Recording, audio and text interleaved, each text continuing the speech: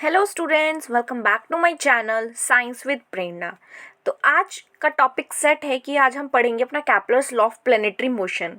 अगर आप मेरे चैनल पर नए हैं तो प्लीज़ मेरे चैनल को सब्सक्राइब कर दें और बेल बटन को भी प्रेस कर दें सो दैट आपको मेरी हर लेटेस्ट नोटिफिकेशन मिलती रहे। तो चलिए वीडियो को शुरू करते हैं। तो कैपलर्स लॉ जो थे वो किसने दिए थे? हमें जॉन्स कैपलर ने दिए थे। इन्होंने 3 लॉज बताए थे हमें प्लैनेटरी मोशन के। तो अब हम इनको वन बाय वन पढ़ते हैं। तो सबसे पहला लॉ क्या बोलता है कि जो ऑर्बिट होता है किसी भी प्लैनेट का, वो एक इलिप्स फॉर्म में होता है, जिसमें सन जो होता है वो एक फोकाई पे होता है। अब यहाँ पे बात आती है कि इलिप्स क्या है और ये फोकाई क्या है। फोकाई जो होता है वो हमारा प्लूरल फॉर्म होता है फोकस का, यानी कि जब जहाँ पे हमारे पास दो या दो से ज़्यादा फोकस आ जाते हैं उनको हम फोकाई बोलते हैं। इलिप्स एक स्पेशल फॉर्म होती है किसकी? सर्कल की। सर्कल जो होता है हमारे पास,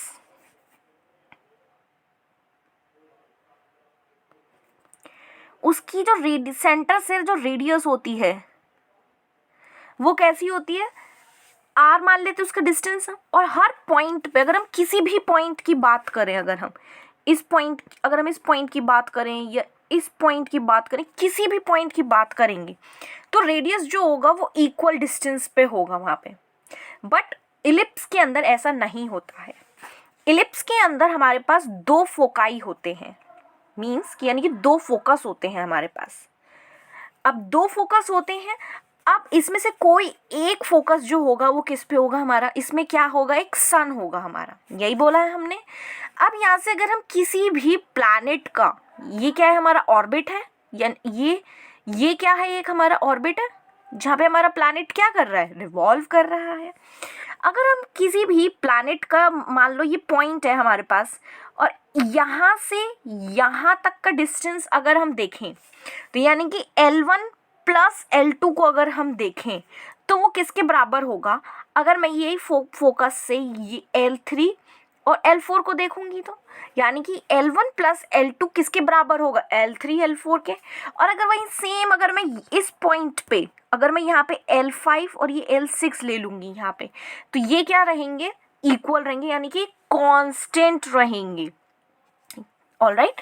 तो यानी कि अगर हम किसी भी ऑर्बिट पे, यानी कि जो ऑर्बिट है एक हमारा, वहाँ पे हम किसी भी पॉइंट का अगर हम डिस्टेंस ले रहे हैं, उन दोनों का जो सम होगा, दोनों फोकस से जो उसका सम होगा वो कांस्टेंट रहेगा हमेशा। अब हमें नेक्स्ट लॉ जो है वो क्या बोलता है, अब हम वो देखते हैं। The line joining the planet, यानी कि ये हमारा एक इलिप्स है। इस इलिप्स के अंदर क्या है? एक हमारा कोई प्लैनेट है, और ये एक हमने इन दोनों फोकस में से कोई एक हमने क्या ले लिया कि ये जो पॉइंट है हमारा, ये जो है वो क्या है? हमारा सन है। तो ये क्या करेगा कि लाइन जो ज्वाइन करेंगे हम प्लैनेट एंड द सन, वो क्या करेगा? स्वीप करेगा equal areas in equal interval of time. अब हमें पता है कि जो हमारा ऑब्जेक्ट होता है या कोई प्लैनेट होता है, प्लैनेट यानी कि अब यहाँ पे हमने क्या लेके चल रहे हैं? अर्थ लेके चल रहे हैं, और यहाँ पे हम सन लेके चल रहे हैं। तो ये अर्थ जो है वो रोटेट करने में सन के अराउंड वो कितना समय लेता है? अराउंड 365 डेज और 6 आवर्स अप्रॉक्सीमेटली लेता है। तो यहाँ से, इस अर्थ से ये जो पॉइंट होगा, यानी कि ये जो लाइन जो ज्वाइन करी हमने प्लैनेट और सन के बीच में, जब वो सपोज करो कि 30 डेज बाद वो कहाँ पहुँच जाती है? आगे पहुँच जाता है। तो यानी कि अब हमारा प्लैनेट जो है वो कहाँ पहुँच चुका होगा? इस पॉइंट पे पहुँच चुका होगा। मैं इसका कलर चेंज करके दिखा देती हूँ आपको ज़रा।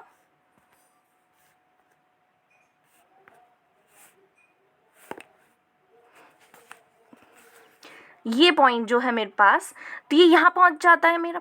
तो ये जो एरिया आता है, यानी कि ये A1 वाला जो एरिया आता है मेरे पास, और सपोज करो कि नेक्स्ट 30 डेज में वो आगे पहुंच जाता है, यहाँ पे पहुंच जाता है, और यहाँ से यहाँ तक का ये जो इसने एरिया जो किया है स्वीप आउट A2, तो ये क्या है हमारा? यानी कि जो एरिया जो स्वीप आउट करेगा इक्वल इंटरवल ऑफ टाइम में, वो कैसा रहेगा? हमारे पास इक्वल रहेगा। यानी कि यहाँ पे एरिया जो होएगा A1 और A2 का, वो कैसा रहा होगा? इक्वल रहा होगा। नेक्स्ट क्या बोलता है हमारे पास कि जो क्यूब होता है, mean distance of a planet from the sun is directly proportional to the square of its orbital period. Means अब यहाँ पे मीन डिस्टेंस की बात होती है। हमने यहाँ पे देखा कि जो डिस्टेंस है, यानी कि अगर हमारे सन से ये जो प्लैनेट है यानी कि अर्थ जो है वो यहाँ पे डिस्टेंस दूर है। अब अगर हम यहाँ पे देखें इस पॉइंट, अगर हम इस पॉइंट की बात करें तो यहाँ पे प्लैनेट जो है वो पास है, यानी कि उनका डिस्टेंस पास है। तो यानी कि जो डिस्टेंस जो होता है वो इक्वल नहीं होगा, क्योंकि एलिप्स में ही रोटेट कर रही है हमारी अर्थ। तो जो मीन डिस्टेंस, अब यहाँ पे मीन का मतलब क्या होता है कि जो एवरेज डिस्टेंस जो होगा किसी भी प्लैनेट का सन के अराउंड, तो वो कितना होगा, यानी कि क्यूब हो जाएगा किसका, रेडियस का, यानी कि उसके डिस्टेंस का क्यूब, जो डायरेक्टली प्रोपोर्शनल होगा किसके, ऑर्बिटल टाइम पीरियड जितना वो ले रहा है, यानी कि टी स्क्वायर जो ले रहा है।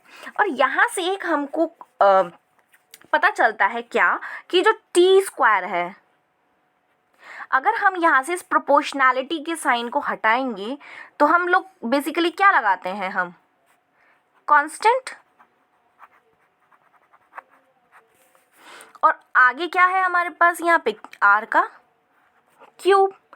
अब हम यहाँ से क्या देख सकते हैं कि जो T square by R cube है वो किसके बराबर रहा होगा, कांस्टेंट के बराबर रहा होगा। तो यहाँ से हमको ये चीज़ पता चलती है।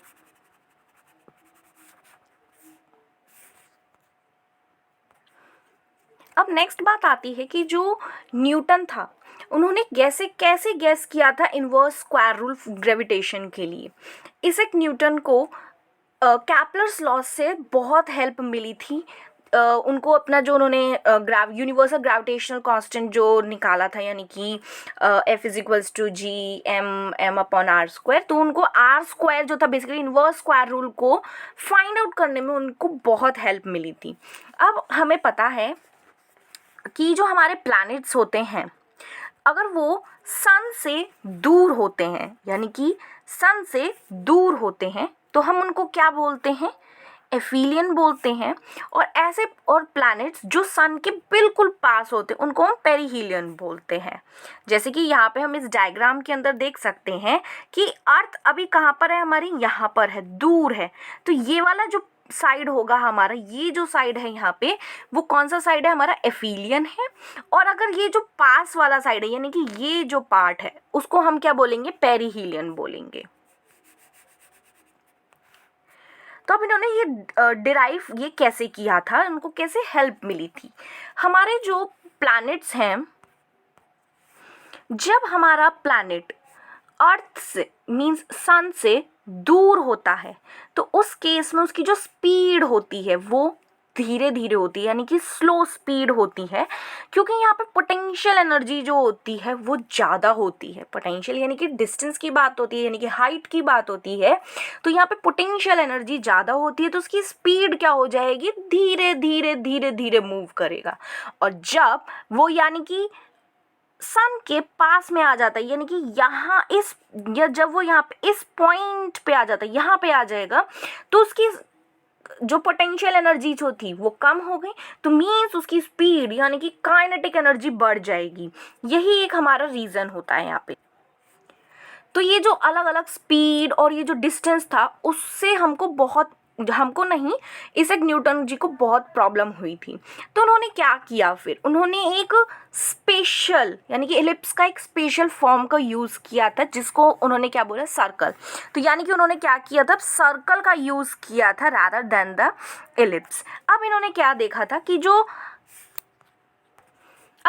देखा कि यहाँ पे क्या था, एक हमारा सन और यहाँ पे क्या है, हमारा अर्थ क्या कर रही है, हमारी रोटेट कर रही है। अब इसका जो डिस्टेंस रहेगा वो सेम रहेगा, यानी कि आर रहेगा, और यहाँ पे इसकी स्पीड जो रहेगी वो कांस्टेंट रहेगी अर्थ के लिए, लेकिन वेलोसिटी जो होगी वो कांस्टेंट नहीं होगी, क्योंकि जो अर्थ की जो डायरेक्शन है वो चेंज होती जा रही है कॉन्टिन्यूसली। जब डायरेक्शन चेंज होती है तो यानी कि उसमें क्या प्रोड्यूस हो जाता है, एक्सेलरेशन प्रोड्यूस हो जाएगा। एक्सेलरेशन प्रोड्यूस होएगा तो यानी कि वेलोसिटी में चेंज आ जाएगा। ये चीज़ हमने अपने प्रीवियस चैप्टर्स के अंदर भी पढ़ा हुआ है। तो यानी कि एक्सेलरेशन जो होएगा वो किस तरफ प्रोड्यूस होगा, सन की तरफ प्रोड्यूस होगा, और जिसको हम क्या बोलते हैं, सेंट्रिपिटल एक्सेलरेशन बोलते हैं, राइट। अब हमें पता है कि जो फोर्स होता है, अब ये एक्सेलरेशन जो लग रहा है वो किस तरफ लग रहा है, हमारे सन की तरफ लग रहा है, तो F डायरेक्टली प्रोपोर्शनल होता है A की।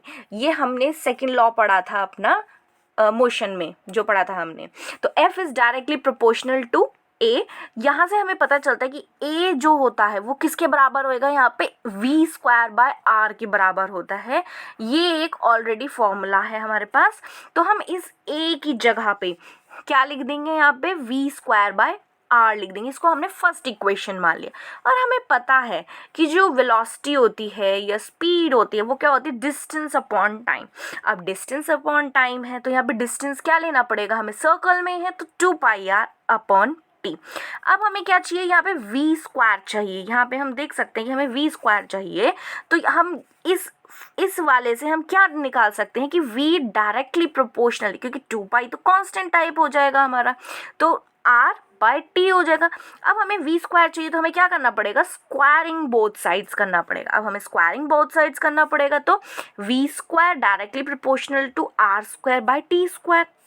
जब हम ये प्रोपोर्शनैलिटी का ये साइन हटाएंगे तो हमने क्या लिख दिया, K लिख दिया बेसिकली। तो V² is equals to, sorry यहाँ it is equal, V² is equals to K R²/R³।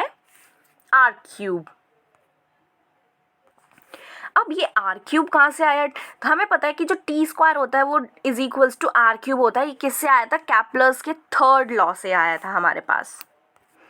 और V² डायरेक्टली प्रोपोर्शनल है R² अपॉन इस T² की जगह पे हमने क्या लिख दिया, R³ लिख दिया। यहाँ से एक R² से एक R ये कैंसिल हो जाएगा, तो V² directly proportional to 1/R। अब हमने क्या करना पड़ेगा कि ये जो V² की वैल्यू है, ये V² की जो वैल्यू है वो हमें कहाँ पे पुट करनी है, इस इक्वेशन फर्स्ट के अंदर। तो क्या बन जाएगा कि F is directly proportional to V²/R। इस R को हम क्या लिख सकते हैं, यहाँ पे ये हुआ था हमारे पास कि F is directly proportional to V²/R। तो यहाँ पे क्या हो जाएगा, इस V² की जगह पे हमने क्या लिख दिया, 1/R, और एक 1/R ऑलरेडी था हमारे पास। तो F is directly proportional to 1/R²। तो ये हमारा जो न्यूटन्स जो थे उन्होंने ये लॉ डिराइव किया था किससे, कैप्लर्स लॉ से। तो इससे हमें क्या पता चलता है कि जो ग्रेविटेशनल फोर्स होता है सन और प्लैनेट्स यानी कि अर्थ, वो इन्वर्सली प्रोपोर्शनल होता है किसके, square of the distance between them, square of the distance between them. और ये फैक्ट जो होता है वो वैलिड होता है सारे पार्टिकल्स के लिए या बॉडीज़ के लिए, हमारे यूनिवर्स के अंदर जितनी भी चीज़ें हैं। तो आज की वीडियो के लिए इतना ही। अब अपनी नेक्स्ट वीडियो के अंदर मिलेंगे, तब तक के लिए पढ़ते रहिए, वीडियो को शेयर करते रहिए और मेरे चैनल को सब्सक्राइब कर दीजिए। अब हम अपनी नेक्स्ट वीडियो में मिलेंगे। Till then take care and bye bye.